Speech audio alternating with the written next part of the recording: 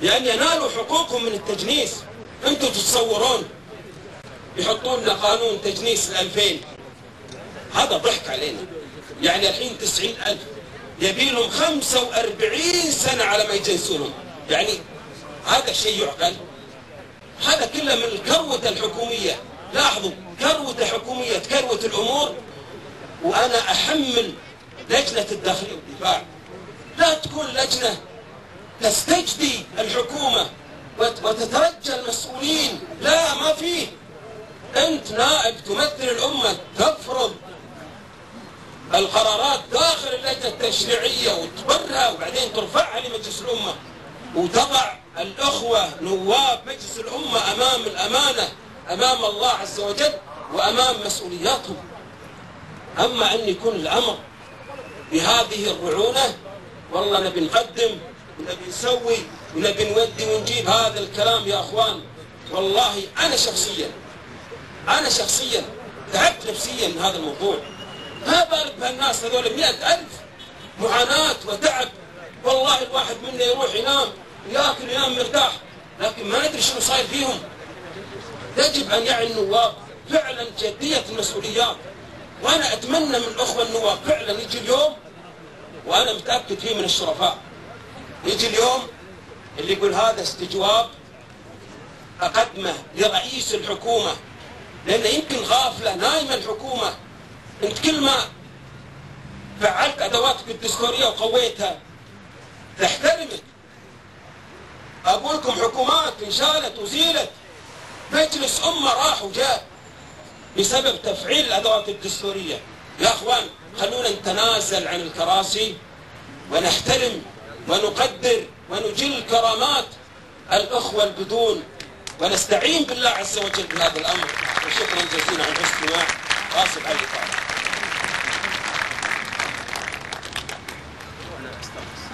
حياك الله يا ابو احمد، بارك الله فيك. اخواني بس اعلان طبعا نقدم الاخ فاضل برميه.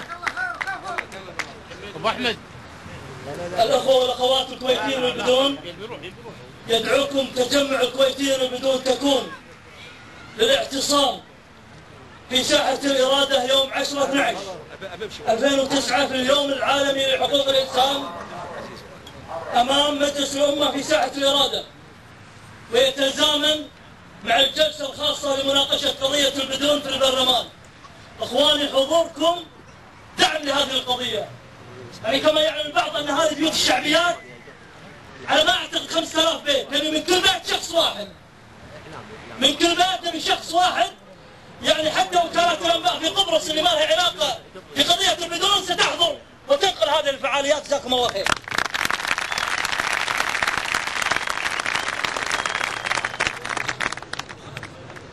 نشكر الناشط السياسي خالد الشليمي. اسمحوا لي يتفضل الأخ الإعلامي صالح جرمن فليتفضل.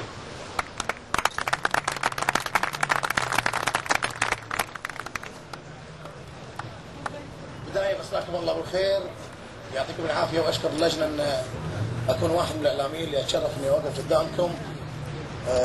أنا بالبداية يعني الواحد لما يشوف هالجمع هذا حقيقة يفرح. لا حد يخاف من الملف، ما في وايد شغلات. يمكن اللي كان يشوف الطرح مالي، انا من النوع اللي عندي مشكله رئيسيه في الطرح ان انا ما اعرف اجامل. اقولها بالوي، اللي يزعل هذه حقائق موجوده.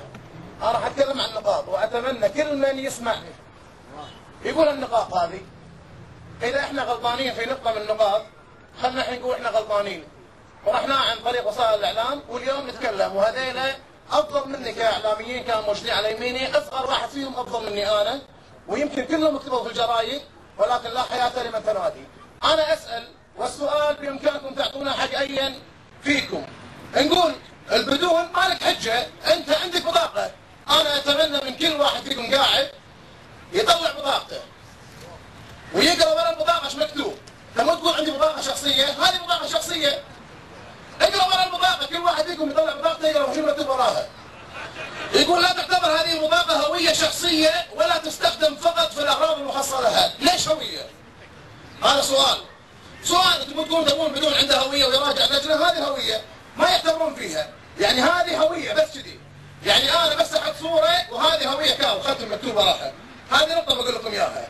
اكو مشكلة اكبر من البدون راح ان شاء الله نعيشها بعد 5 سنوات، شنو هي؟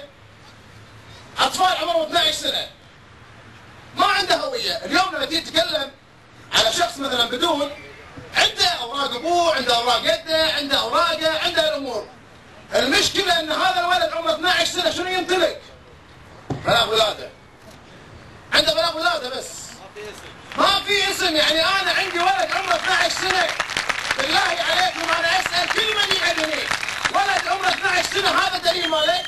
هذا دليل ماله؟ اذا هذا الولد صار عمره 17 سنة انا شنو اسميه؟ شنو تبون تسمونها؟ المفقود؟ المحروم؟ شنو؟ هذه جديدة. شنو هي؟ هذه هي